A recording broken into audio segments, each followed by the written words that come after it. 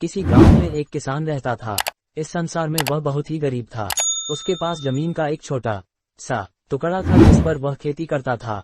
उसका गुजारा अत्यंत कठिन तरीकों से होता था। एक दिन सूरज की गर्मी चरम सीमा पर थी, परंतु किसान हमेशा की तरह खेत में काम कर रहा था।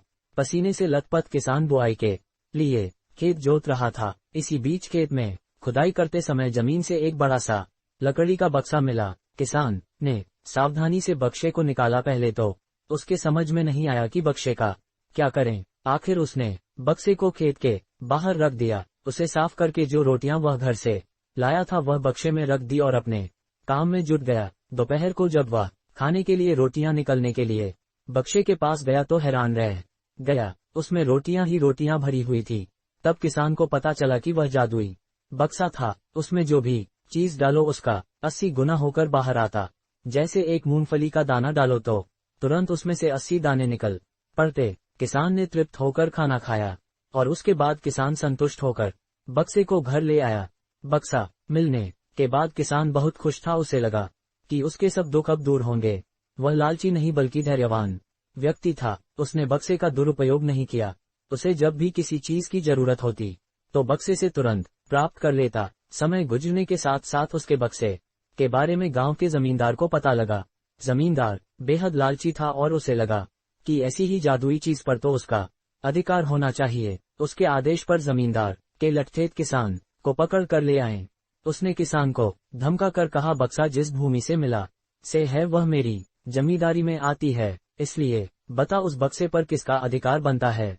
किसान बोला, यह ठीक है हुजूर की यह भूमि आपकी जमींदारी पर आती है, पर बक्सा जिस खेत से निकला है उस पर मैं खेती करता हूँ, अतः इस बक्से पर मेरा अधिकार बनता है। किसान गिड़गिड़ाया, लेकिन जमींदार ने बहुत धमकाया। बक्सा पाकर जमींदार बहुत खुश हुआ, मगर किसान का रो रो कर बुरा हाल था। जमींदार की अब चांदी हो गई। वह जो चाहता बक्से में डालता और उसे कई गुना पाकर खुश हो जाता।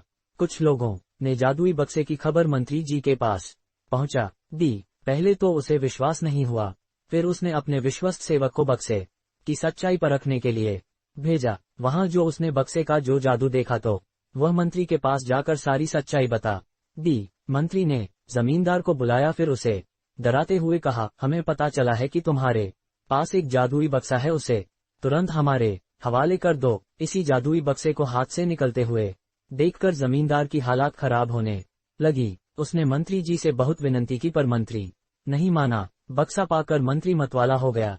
विरोधियों को यह अच्छा मौका मिल गया। उन्होंने बक्से के साथ साथ मंत्री के निकम्मेपन की खबर भी राजा तक पहुंचा दी। बक्से की बात सुनकर राजा अधीर हो उठा। वह अपने सेनापति के साथ मंत्री के घर जा पहुंचा। उसने कहा, देश की सारी जमीन राजा की होती है, इसलिए जादुई बक्से पर भी उसी का हक है। मंत्री ने बिना देरी किए बक्सा राजा को दे दिया। जादुई बक्से को पाकर राजा प्रसन्न हो गया।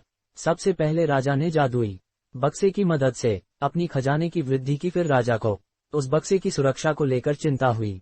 राजा हर कीमत पर उस बक्से को अपने साथ रखना चाहता था। राजा ने सोचा कि इसका रहस्य ज्ञात करना चाहिए कि आखिर इस बक्से में है क्या। यह जानने के लिए राजा उसमें प्रवेश कर बैठा। जब बाहर निकला तो उसके पीछे पीछे 80 राजा बाहर निकले। असली राजा का कुछ पता नहीं चलता था। वे राज सिंहासन में कब्जा करने के लिए एक दूसरे से लड़ने लगे। यह जानकर किसान को बेहद दुख हुआ। वह अपने आप को कोसने लगा कि कितना अच्छा होता कि मैं बक्से को जमीन में ही गड़ा रहने देता।